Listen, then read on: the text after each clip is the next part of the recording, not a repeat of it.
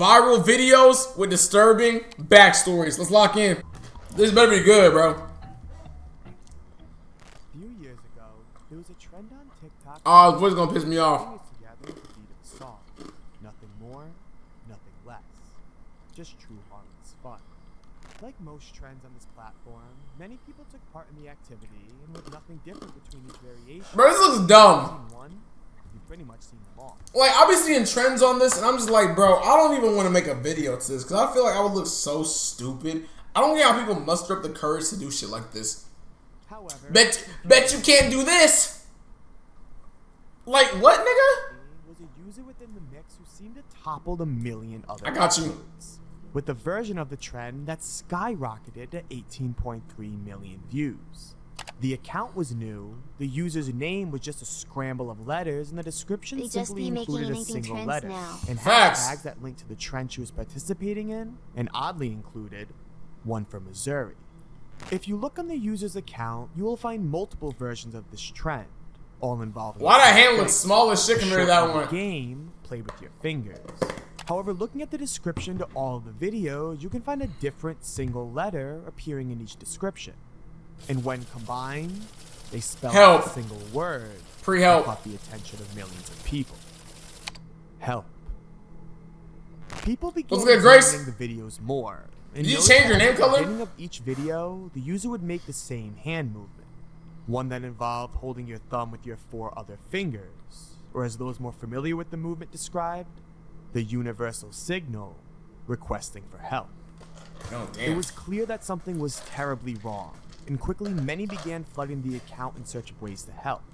However, shortly after this discovery, would the account upload its most disturbing video yet.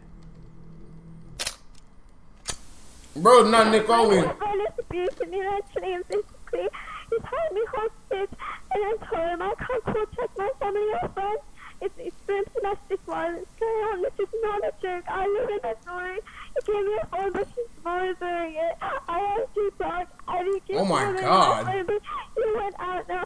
So he doesn't see my phone anymore. Since the one time I can call for help, I'm going to take the 17th.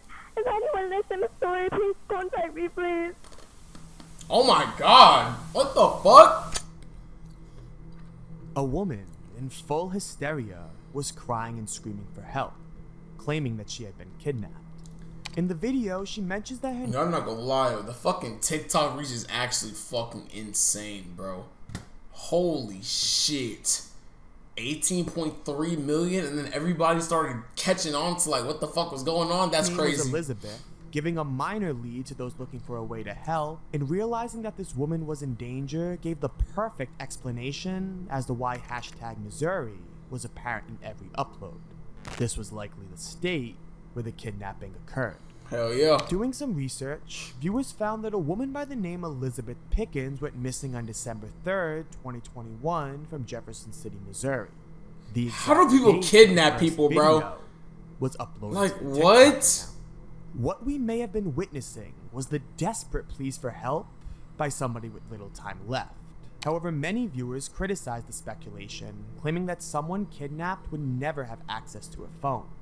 I think it's safe to say that it's always wise to trust that these accounts are being for real, as ignoring these videos could pose— Damn, I'll take back what I said. To the woman I feel bad as shit. However, shortly after this— Yo, what the fuck? He'll be strong. Once in the leg, once in the head, twice in the chest, and paralyzed. Won't you just put it me? Get the juices, I'm hungry for peace. Person, if you had a phone to post TikToks, call the police.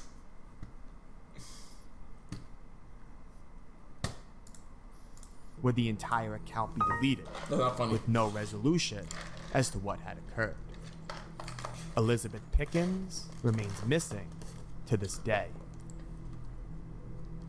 That's As crazy they as make shit. this video possible, I'd like to take a moment to thank No.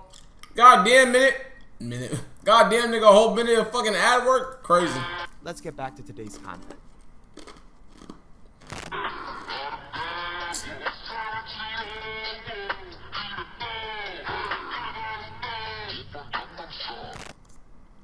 On July 15th of 2021, would Jackson Wood, a 19-year-old from Danville, Kentucky, go to work at a job that was practically made for him.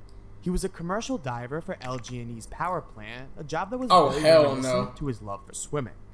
He swam I would never do no shit like that. Years, tracing his love for the activity all the way back to Adios, King Coconut. child. He also shared this love with many of his siblings, some of which also competitively swam as well. That's why when Jackson got a job diving with his older brother, it seemed like a dream come true. They both could pursue a career swimming together, just as they did when they were young children. On this day, Jackson was tasked with diving underwater and inspecting the intake pipes and screens. He slowly descended, just as he normally did. However, while he was being guided by the crew members on the surface, with Jackson's audio communication unexpectedly be cut.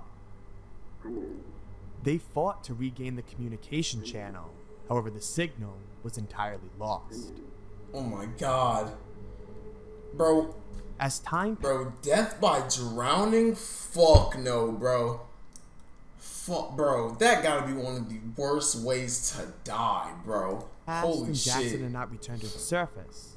Both the crew members and even Jackson's older brother became incredibly worried. As it turned out, there was a malfunction within the pipe and it rapidly sucked in Jackson Wood, Oh my forcing god. his last moments to be one of fear and silence, as he drowned deep within the water he loved for so many years. The following day, insane. they recovered his body. Unfortunately, Crazy way to spell Jackson. R.I.P. But goddamn, crazy way to spell Jackson. What the hell? confirming his I've death. never seen Jackson's And only name a spelled like short that. time later would a memorial ceremony be held by his former swim coach. And at the end of this TikTok, with the video cut to a humorous edit, bringing a sense of lighthearted humor to an otherwise tragic situation. Many people criticize the older brother because of this. However, I'm sure Why the fuck would you do this? Are we serious, bro? A lighthearted meme and then says die at work. he knew Like, best what, bro? what Jackson would or would not like. That's crazy work.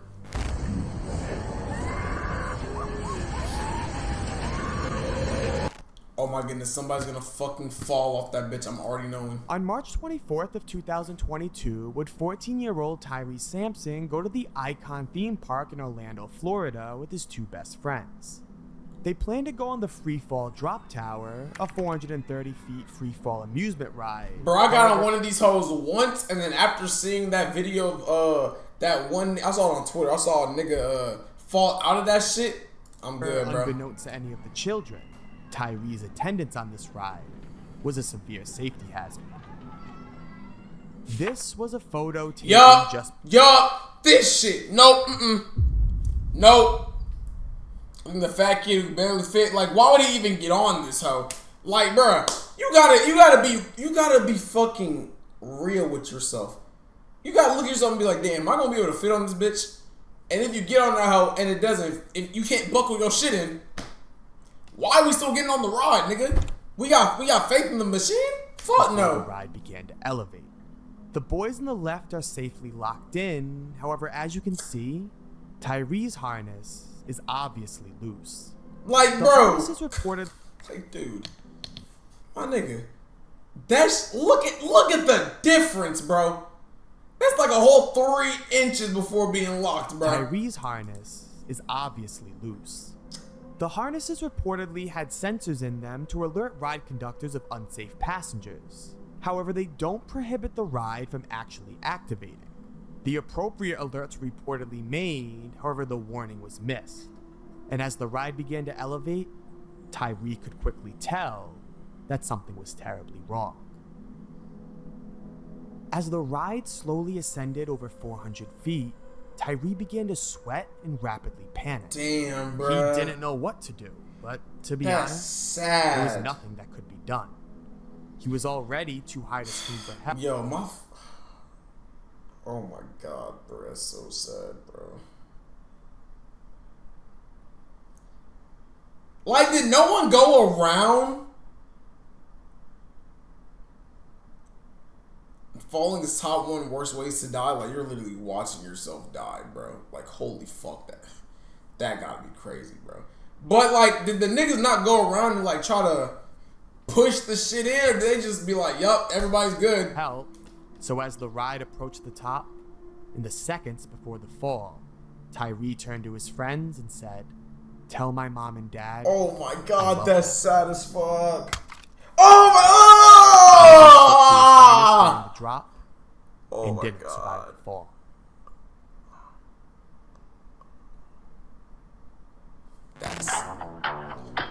That one's sad as fuck, bro.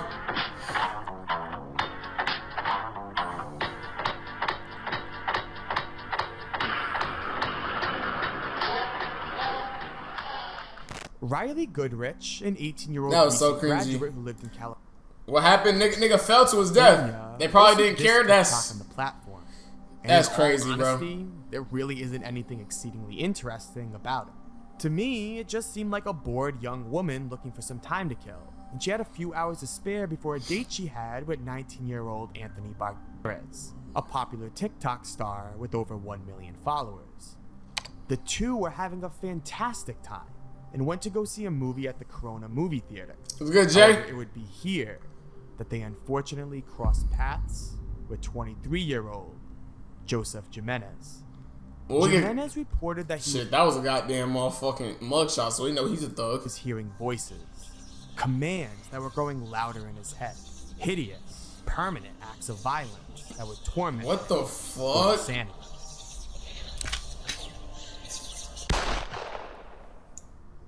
Joseph Jimenez Bro! shot and killed. At the movies is crazy.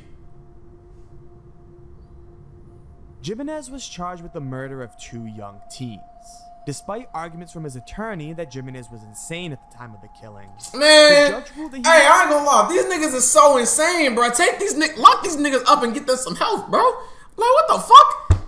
Like, I couldn't be a lawyer trying to defend that shit, bro. Because even if I'm getting paid, it's like, nah, my nigga, I don't give a fuck. Here, nigga, you got some shit going on with you. Get some help, nigga, or I'm gonna go get you some aware of his help. own actions and their wrongfulness, and he had plenty of opportunity to cease his actions if he truly willed.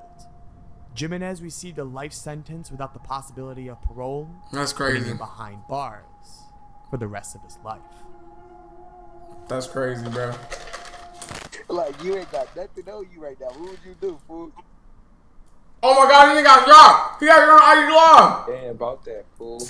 Nigga on top got shot on IG On Live. July 8th of 2021, would rapper Zyrel Dijon Rivera, aka Indian Red Boy, join an Instagram live stream with one of his fellow influencer friends, Baby Capone.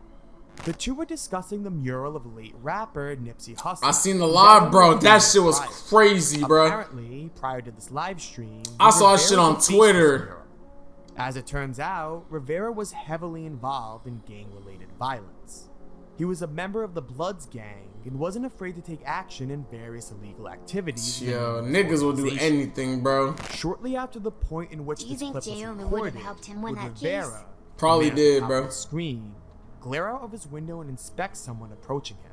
However, without even a second to react, would shots be fired, leaving Rivera defenseless and injured, gasping for air. Yeah, as he nah, bled bro. out I'm not gonna live lie. on Instagram. I've seen a few, like, Twitter is so fucking crazy. I don't get how, like, some of that shit. Twitter damn near live leak, nigga. If you know, you fucking know, bro. But the videos I've seen of niggas getting shot and, like, that wheezing noise they make whenever they're, like, gasping for air, that's, like, top 5 most saddest noise to hear, bro. Capone quickly jumped to action and asked Rivera where he was. WSG Poppy. And with his last breaths, he whispered, "Hawthorne, help," and passed away right there. That's sad as fuck, His bro. disrespect to Nipsey Hussle caught the attention of rival gang members, and many people wanted action to be taken against Rivera. There was even a freestyle performed by famous rapper The Game, where he exclaims, "Anyone who disrespects Nipsey Hussle deserves to die." Rivera found himself mixed up with the wrong crowd at a young age, and paid the ultimate price because of this. I'm sure he felt real powerful and renowned in this moment, but at what cost? I'm sure if he knew what would have come from his actions. Niggas gotta watch who they hang around, bro. I'll never understand when to be in gangs and when to, like, live your life like that, bro. You're proud of your environment, I get that, but still, my nigga, like, be the change for your environment, bro. He would have done things a little differently. Literally, Cooper. However, What's good, Chili? It's far too late. I'll never The understand that shit. death of Indian Red Boy went viral across all social media. Yeah, I saw that shit. Us remember we found a dead body this morning. Like, shit like this, I'm just like, bro. Like, social media is fucking... social media is so dumb, bro.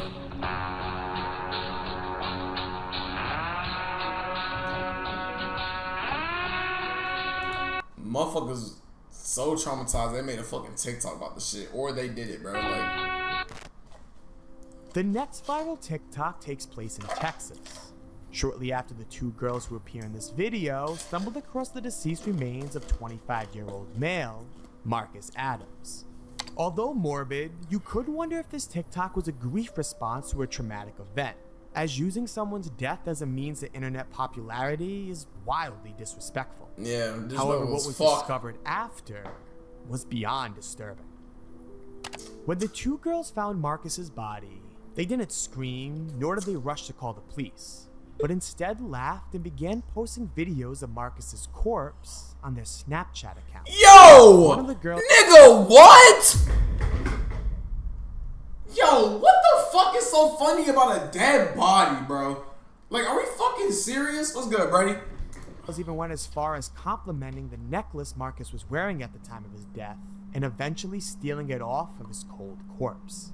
The entirety of this, including the theft of Marcus's chain, was all clearly documented. I ain't gonna lie, bro. Taking a dead man's chain, bro, you might as well go to the deepest, darkest depths of hell. Like, what? Are these girls still the jury off the... How did you know, bro? What? Like, that... On the woman's own. Yo, motherfuckers are not real. They would then return home, showing no remorse for their actions, and record this TikTok, continuing their disgusting attempt at viral publicity at the hands of a dead man's misfortune. That's lame and weird as fuck. The woman's fuck. actions would quickly come back to haunt them. Good. As multiple people who follow the girl's accounts would report the content to the police, and eventually, the two would be arrested and charged with theft of a human corpse. This goes... What the fuck? What the hell? I know you can get fucking... Yo, you can't go to jail for a lot of things, Without bro. saying, but most insulted from all of this was Marcus's own family. They lost the life of someone dear to them that day, and seeing his remains get defiled like they did was beyond shocking. Them bitches deserve hell. Beat the new Drake album? Yeah, it's alright. I still haven't finished it, but the songs that I fuck with on there, they're cool. First half of the album's kind of straight. But they it's will just Drake. continue to fight to honor the memory of the man they loved.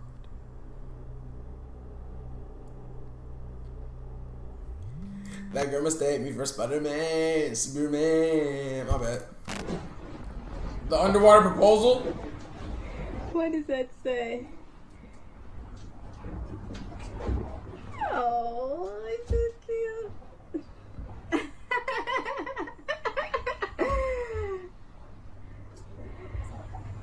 What?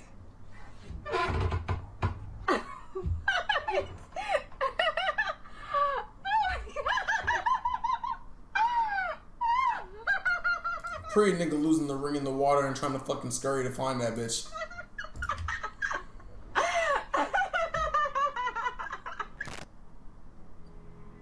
In September of 2019, Nigga drowned, I'm already Stephen knowing. Weber and his girlfriend Kanisha Antoine take a vacation off the east coast of Africa. They stayed at the luxurious Manta Resort that featured attractive cabins with bedrooms submerged in a glass box beneath. Oh, fuck no. Nigga, what? These motherfuckers at Loot Lake?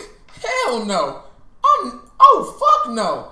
I remember seeing this one on the news when it happened. No key and seeing Tower so tough, right? Yeah. The ocean. However, how you been, Brady? An amazing view while you sleep wasn't the only reason that Stephen reserved this resort. See, Stephen was in love.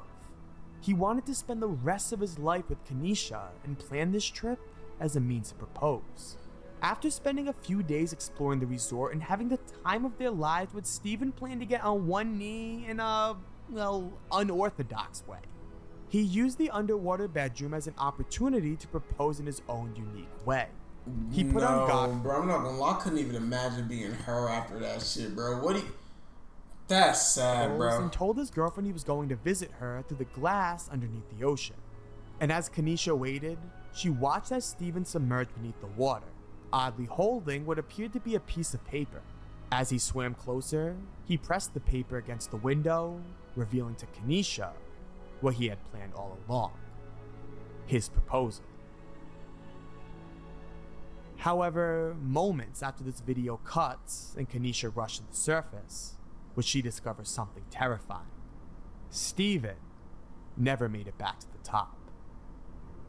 Although the swim back up was only 26 feet, he was unable to— Motherfucker, only? I ain't gonna lie. I'll touch the bottom of 12 feet water. Or 12 foot water. And that's without like any gear or anything. That's a long way up.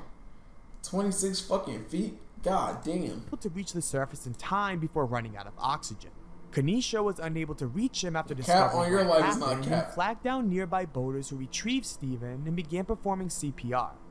A light pulse was initially found. However, they were ultimately unable to revive him. Damn. It was discovered that Steven's note read, "I can't hold my breath long enough to tell you everything I love about you.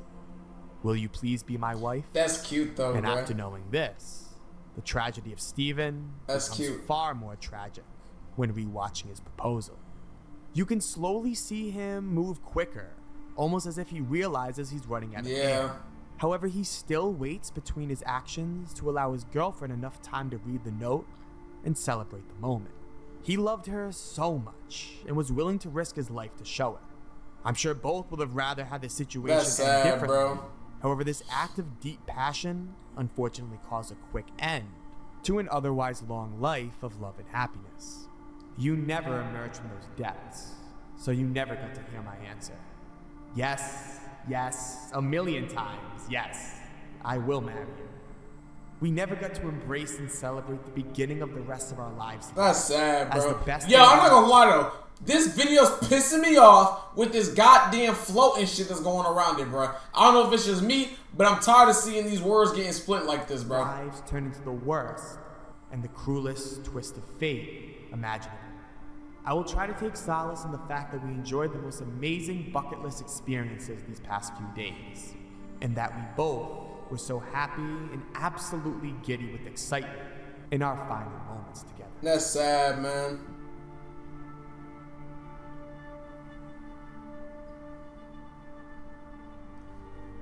That's sad. W video though, man. Oh my god.